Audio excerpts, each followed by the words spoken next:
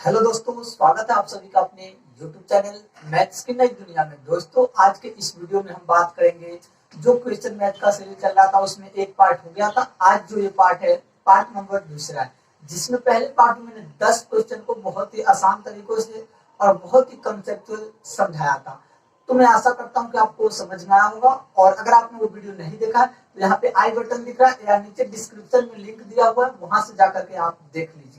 चलिए अब वीडियो को स्टार्ट करते हैं। और हाँ, एक नया बात बता दें कि मैंने एक माइक लिया है। या आपको नॉइज पहले ज्यादा दिखता था, यानी कि आवाज सही से नहीं आ पाता था, तो यहाँ से दूर रख के रिकॉर्ड करना पड़ता था। अब बहुत ही आसानी से आएगा और आपको समझ में भी बहुत तेजी से आएगा। तो चलिए अब 11 नंबर क्वेश्चन से हम लोग देखते हैं। पहले 11 नंबर क्वेश्चन पे बात करते हैं, ठीक है। आपको क्वेश्चन यहाँ पर दिखेगा। देखिए 11 नंबर क्वेश्चन क्या दे रखा है, 329/400। 329/400। अगर 329 के बदले में कुछ अंक होगा तो उसको आप हटा दीजिएगा। का दशमलव रूप क्या होगा? तो दशमलव रूप कैसे निकालते हैं, नीचे वाले से लेकर ऊपर वाले में भाग देंगे और जब कटेगा वो दशमलव रूप हो जाएगा। तो आप वैसे भी निकाल सकते हैं, लेकिन इतना 400 से आप भाग देना स्टार्ट कीजिएगा तो बहुत बड़ा हो जाएगा। तो हम इसको क्या करते हैं, हम इसको छोटा कर लेंगे। देखिए 329/4 गुने 1/100 कर देंगे। कैसे कर देंगे? तो देखिए 400 को 4 गुना 100 कर दिया और 329 को 1 से गुना किया, 329। 4 से 329 में भाग दीजिएगा तो क्या आएगा, 4 सत्ते 28, 4 अठे 32, 4 दूनी 8, दशमलव 1 बच गया तो हो जाएगा 2 और 5। और बट्टे में क्या आ गया, ये 100। ये 100 यहाँ रखिए, यहाँ रखिए, कोई फर्क नहीं पड़ेगा। अब देखिए ये नीचे दो डबल जीरो है और ऊपर वाले में भाग देना है, तो क्या करते हैं, देखिए जब 0 0 रहता है उससे गुना करते हैं तो दशमलव दाएं तरफ जाता है, गुना करते हैं तो दशमलव दाएं तरफ। जैसे 0.3 को 10 से गुना करेंगे तो दशमलव क्या भागेगा, इधर आएगा। सॉरी, इधर नहीं बल्कि दशमलव यहाँ जाएगा दाएं तरफ, आगे की तरफ। तो मतलब ये हो जाएगा 3.0। लेकिन ये 3 क्या है, 10 है। जब भाग देते हैं ना तो कै अंक है, 1 अंक है, तो 1 अंक पहले दशमलव आएगा। तो यानी कि 3 के पहले दशमलव आएगा, यानी कि भाग देते हैं तो बाएं तरफ। तो देखिए भाग देंगे तो कै बाएं तरफ, पहले तो 2 अंक है और 1 और 2 और चलाएगा, यानी कि 4 अंक के बाद दशमलव। तो देखिए यहाँ पर पहले 0 नहीं लिखे, यहाँ पर लिखेंगे 8 2 2 5 है और यहाँ पे एक दशमलव लगाएंगे। कैसे, 1 2 3 4 अंक के बाद, क्योंकि 2 अंक तो पहले का था और 2 अंक इस 100 के बदले, इसलिए 4 अंकों के बाद दशमलव। इसको आप ऐसे भी कर सकते थे, 8225 था ना, यहाँ पे लिखते 100 और यहाँ पे दशमलव था, इस दशमलव को हटाकर 2 अंक था तो 2 जीरो। अब सीधा इसको 4 अंक के बाद क्या करते, यहाँ पे दशमलव लगा देते, 4 अंक के बाद 1 2 3 4 अंक के बाद दशमलव लगा देते, यह भी आपके क्वेश्चन का आंसर हो जाता। तो चलिए अब अगला क्वेश्चन कर लेते। एक क्वेश्चन को हम जितना मेथड से कर सकते हैं आपको करवाने की कोशिश जरूर करेंगे। अब 12 नंबर क्वेश्चन देखिए क्या कहता है। 12 नंबर क्वेश्चन देखिए, दो व्यक्ति की आयु का अनुपात 3:2 है। 3:2 है। दो कौन व्यक्ति है, एक दूसरे से 5 साल बड़ा का है, तो छोटे वाले का आयु पूछ रहा है। देखिए 3:2 दिया है, ये पूछा है दोनों का अंतर जो है वो 5 वर्ष का है, यानी कि एक 5 वर्ष बड़ा है, दूसरा 5 वर्ष छोटा है। तो देखिए इसका अंतर कितना है, 3:2। तो एक अनुपात का जो अंतर है वो कितना का अंतर है, 5 साल का, यानी कि 5 वर्ष का अंतर है। तो आपसे पूछ रहा है कि छोटका का कितना आयु है, तो छोटका क्या वो है, 2 अनुपात है, तो छोटका 2 अनुपात है, तो 1:5 वर्ष, तो 2 अनुपात कै वर्ष हो जाएगा, 10 वर्ष। तो इस क्वेश्चन का आंसर ये हो जाएगा 10 वर्ष हो जाएगा। और हाँ, 11 नंबर का जो ऑप्शन था ना वो डी वाला सही हो जाएगा। 11 का डी, वो हम ऑप्शन नहीं लिखे सर। 2 का हो जाएगा 10 वर्ष, तो ऑप्शन में है कि नहीं आपका, 12 का डी ऑप्शन है। कौन सा है, 12 का डी ऑप्शन, 10 वर्ष हो जाएगा। ठीक है, इतना तो आप समझ गए क्वेश्चन के अनुसार। ठीक है, अब हमें ये भी टेस्ट करके बताइए कि आप क्वेश्चन सही में लागू हो रहा है या नहीं। तो देखिए 2 वर्ष, 2 का 10 वर्ष हो गया, तो 3 का क्या हो जाएगा, 15। बड़का का 15 वर्ष, छोटका का 10 वर्ष, 5 वर्ष का अंतर है कि नहीं है। तो मेरा कॉन्सेप्ट क्या था, बिल्कुल सही था। ठीक है, तो चलिए अब आगे लेकर आपको चलते हैं। अब इसके बाद नेक्स्ट क्वेश्चन नंबर 13, और हम प्रिंट भी ऐसे कॉपी पे करवाए हैं कि एक तरफ क्या है, रफ पेज उनको था, इसीलिए हम प्रिंट करवा लिए हैं कि कम पैसे में भी हो गया है। 13 नंबर क्वेश्चन देखिए, सबसे छोटी अभाज्य संख्या क्या है। 13 नंबर क्वेश्चन है, सबसे छोटी अभाज्य संख्या क्या है। तो सबसे छोटी जो अभाज्य संख्या आप सोच रहे होंगे 1 या 2 या 3, एक भी नहीं है ना तो 3 है, सबसे छोटी अभाज्य संख्या 2 है। अभाज्य संख्या क्या होती है, वैसी संख्या जो सिर्फ अपने टेबल में आता हो या एक के टेबल में आता हो, मतलब एक से कटेगा या अपने टेबल से कटेगा, इसके अलावा दुनिया के किसी भी नंबर से नहीं कटेगा, यही क्या है, संख्या 2 है। और एक और बात, इंपॉर्टेंट बात, कि 2 ही केवल एक ऐसी संख्या है जो क्या है, सम अभाज्य संख्या है। सम इकलौता अभाज्य संख्या यही है जो क्या है, सम है। यह भी क्वेश्चन बहुत बार एग्जाम में पूछा जा चुका है। चलिए अब 14 नंबर क्वेश्चन को इसी के साथ सॉल्व कर लेते हैं। किसी बर्तन में 6 लीटर दूध तथा 1 लीटर पानी है, मिल्क है और 1 लीटर पानी है, और वाटर है, 6 लीटर दूध है, 1 लीटर पानी है। तो ये बोल रहा है कि इसमें कितना पानी मिलाया जाए कि मिश्रण में दूध व पानी का अनुपात 3:2 हो जाना चाहिए। कितना मिलाया जाए कि 3:2, यानी कि इसमें बोल रहा है कि कितना पानी और मिलाए कि कितना में हो जाना चाहिए, 3:2 में। ये 6 वाला 3 में हो जाना चाहिए और जो ये 1 वाला है वो 2 में हो जाना चाहिए। तो देखिए यहाँ पे क्या है, 3 दूनी 6, 3 दूनी 6। अब मान लेते हैं हम, यहाँ पे देखिए 2 एकम 2, यहाँ पे देखिए 3 दूनी 6 है, तो 2 दूनी कितना होना चाहिए, 4 होना चाहिए, जो कि है कितना, 1 लीटर है। तो हमें पानी की कितनी जरूरत है, तो यहाँ पे हम लिख सकते हैं 1 जोड़ x बराबर 4। तो 1 जोड़ x बराबर 4, तो x बराबर क्या हो जाएगा, 4 माइनस 1 बराबर 3 लीटर, यानी कि 3 लीटर हमको पानी की जरूरत है। देखिए इसको आप इस तरह से भी समझ सकते थे कि 6 लीटर दूध और 1 लीटर पानी है। तो देखिए यहाँ पर हम समझा देते हैं, 6 लीटर दूध है, 1 लीटर पानी है, इसमें कितना पानी मिलाया जाए कि अनुपात ये हो जाएगा 3:2। देखिए 6 दूनी 12, 2 से देखिए इसको काट दीजिए, 2 दूनी 4 बराबर 1 प्लस x, और 4 में से 1 जाएगा, 3 बराबर x। इस तरह से भी आप निकाल सकते थे। तो ठीक है, इस क्वेश्चन का जो आंसर होगा वो बी ऑप्शन सही हो जाएगा। बी ऑप्शन बिल्कुल सही जवाब हो जाएगा। ठीक है, चलिए अब अगला क्वेश्चन देख लेते हैं, 15 नंबर क्वेश्चन। तब तक आप लोग पढ़िए और आंसर अगर आपको पता है तो कमेंट जरूर कीजिए, और थोड़ा ये भी कमेंट कीजिए कि पहले से जो आवाज है कितना अच्छा है या खराब है, फिर माइक का भी तो चेक करना है। 5/6 का गुणात्मक प्रतिलोम क्या है। देखिए गुणात्मक प्रतिलोम का होता है, मतलब होता है कि उस संख्या में किस चीज से गुना किया जाए कि क्या आना चाहिए, 1 आ जाना चाहिए।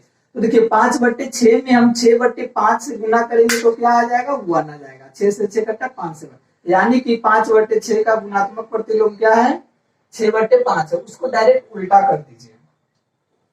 अब देखिए 16 नंबर क्वेश्चन क्या कहता है।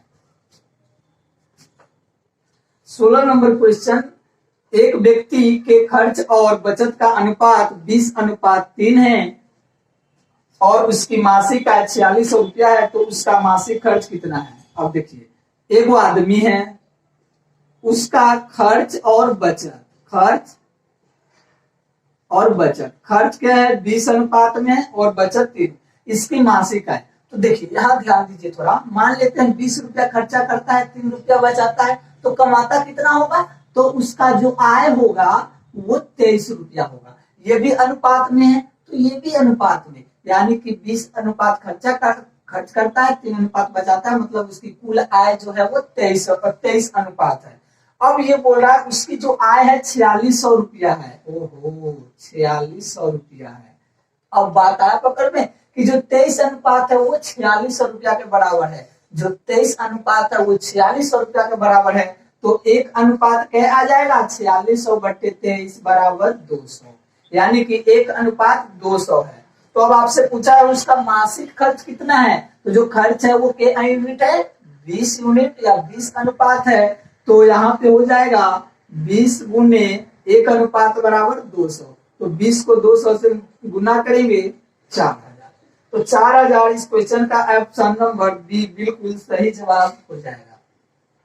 हाँ, और ये बचत कैसे हो गया, तो 1 अनुपात 200 तो हो गया 600। देखिए 4000 खर्चा करता है, 6000 बचाता है, 4600 रुपया आ गया। ठीक है, तो चलिए अब अगला क्वेश्चन देख लेते हैं। अगला क्वेश्चन 17 नंबर जो है ये ट्रेन से रिलेटेड है, और ये सारे चैप्टर को मैंने करवा रखा है, एक एक कॉन्सेप्ट देकर करवाया, यहाँ से क्वेश्चन में करवा रहा हूँ। पहले भी क्वेश्चन के साथ करवाओ, लेकिन वहां पे कम, यहाँ तो प्रैक्टिस है ना। 17 नंबर क्वेश्चन देखिए क्या कहता है कि एक ट्रेन की लंबाई 315 मीटर एक सिग्नल को 7 सेकंड में पार कर जाती है, तो बताइए ट्रेन की चाल घंटा में क्या होगा। देखिए देखिए यहाँ देखिए, ये रेड लाइट है, ये रेड लाइट है, यहाँ पे रेड लाइट, ये वो ट्रेन इधर से आ रही है। ट्रेन की लंबाई जो है जैसे भी बनता हुआ आप बना लेने की कोशिश कीजिएगा, 315 मीटर है। अब देखिए इस सिग्नल को पार करना, ये ट्रेन यहाँ से चलना प्रारंभ करती है, एक समय इसका अगला सिरा यहाँ पे आएगा।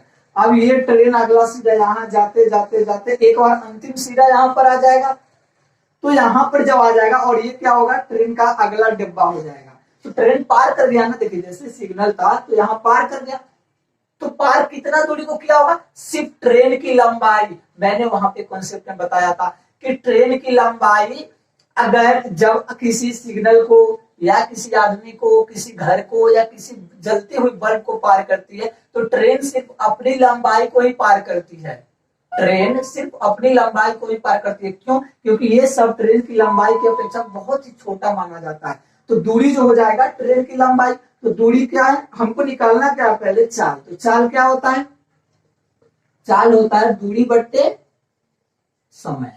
ठीक है, तो दूरी क्या है, देख लीजिए दूरी है 315 मीटर, यहां पर लिख देते हैं 315 मीटर कितना देर में पार कर रहा है, 7 सेकेंड में। मीटर और ये है सेकेंड, तो ये कटेगा, देखिए 7 चौके 28, 7 पचे 35, 45 मीटर पर सेकेंड आ गया।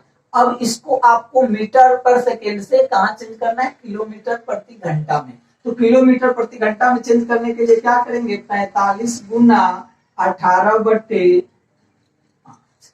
मैंने आपको एक समय बताया भी था कि मीटर प्रति सेकेंड से किलोमीटर प्रति घंटा में चेंज करने के लिए 5 का पारा मीटर पर सेकेंड में पढ़िए और 18 का पारा किलोमीटर में पढ़िए। तो 5 नमा 45, तो 18 नमा 162 किलोमीटर प्रति घंटा भी हो जाता। लेकिन आपको यहाँ पे करके दिखा देते हैं, 9 5 नमा 45, 9 को 18 से गुना करेंगे 162 किलोमीटर प्रति घंटा। देखिए मीटर पर सेकेंड में 5 का पारा पढ़िए या किलोमीटर में 18 का पारा पढ़िए, दोनों वैल्यू सेम आपका आता है। चलिए अब अगला क्वेश्चन देख लेते हैं।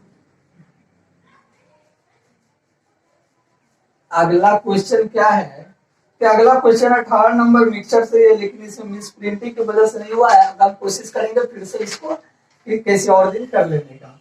चलिए 19 नंबर क्वेश्चन देख लीजिए। 19 नंबर क्वेश्चन क्या कहता है कि एक व्यक्ति एक पुल को 40 किलोमीटर प्रति घंटा की चाल से 9 मिनट में पार करता है, तो पुल की लंबाई क्या है। यहाँ देखिए, यहाँ ट्रेन नहीं है, यहाँ सिर्फ एक आदमी है जो पुल को पार कर रहा है। तो जो 40 किलो, तो आदमी की पहले चाल देखिए, चाल कितना है, 40 किलोमीटर प्रति घंटा है, घंटा है। तो देखिए पहले इसको हम मीटर पर सेकेंड में चेंज करेंगे। क्यों मीटर पर सेकेंड में इसलिए चेंज करेंगे, 9 मिनट में आदमी पार कर लेता है। तो 40 गुना 5/18 से किसी भी किलोमीटर प्रति आवर को गुना करके मीटर पर सेकेंड में लाया जाता है। अब देखिए 40 पंचे 200, 200/18, 200/18 यानी कि 100/9 मीटर पर सेकेंड। एक सेकेंड में 100/9 मीटर चल रहा है। तो ये बोल रहा है कि 9 मिनट में कितना, और ये समय लिया है जो 9 मिनट है, 9 मिनट, 9 मिनट तो 6 नमा 54 यानी कि 540 सेकेंड। मैं आपको समझा रहा हूं इसलिए आपको इतना समय अभी लग रहा है। आप इसके बाद करेंगे तो बहुत ही जल्दी आप क्वेश्चन को कर लेंगे। तो देखिए 9 540 हो जाएगा, तो 100/9 दूरी बराबर क्या होती है, चाल गुना समय, ये सेकेंड हो जाएगा। ठीक है, तो देखिए 9 से कटेगा ये कितना हो जाएगा, और इसका भी यूनिट लिख दीजिए मीटर पर सेकेंड, सेकेंड से सेकेंड कट गया, 9 छक्के 54 60, 100 को 60 से गुना करेंगे तो देखिए 6 हो जाएगा, 1 2 3 जीरो है तो 30 मीटर, यानी कि 6000 मीटर लिखिए या 6 किलोमीटर लिखिए, दोनों बात बिल्कुल बराबर है। ठीक है दोस्तों, तो चलिए अब 20 नंबर भी क्वेश्चन देख लेते हैं। हाँ, और इसका ऑप्शन नंबर, ऑप्शन तो आप लोग को दिख ही रहा था, ये नंबर भी आप टिक मार सकते थे, लेकिन नहीं मारे तब भी कोई दिक्कत नहीं है, हम तो एक एक डाउट क्लियर करने के लिए ही आए हुए हैं। चलिए अब 20 नंबर क्वेश्चन देख लेते हैं। एक विद्यालय में लड़के और लड़कियों का अनुपात, ये बॉयज है ये गर्ल्स है, 3 है और ये 4 है। यदि लड़कियों की संख्या, यहाँ पे अनुपात तो है 1600 है, तो लड़कों की संख्या कैसे होगी? देखिए ये जो लड़की की संख्या है ये 1600 है। अब आप क्वेश्चन को जरूर सॉल्व कर लिए होइएगा, क्योंकि ऐसा क्वेश्चन 2 बार आ गया। देखिए 4 अनुपात 1600 है, 4 अनुपात 1600, कितना? 4 अनुपात 1600 आया, तो मतलब ये 4 यूनिट का वैल्यू है, तो 1 यूनिट का वैल्यू कैसा हो गया? 400। 1 यूनिट का वैल्यू 400 आया, तो हमें निकालना कितना है? 3 यूनिट का वैल्यू, तो 3 गुने 400, तो कितना हो जाएगा? जो लड़का की संख्या है वो 1200 हो जाएगा, यानी कि 1200 लड़के की संख्या हो गया। तो इस क्वेश्चन का जो ऑप्शन नंबर बी होगा बिल्कुल करेक्ट आंसर हो जाएगा, और 100% ही करेक्ट होगा, आप इसमें कभी शक नहीं कीजिएगा। 21 नंबर क्वेश्चन देखिए, बड़ी इंपॉर्टेंट क्वेश्चन है।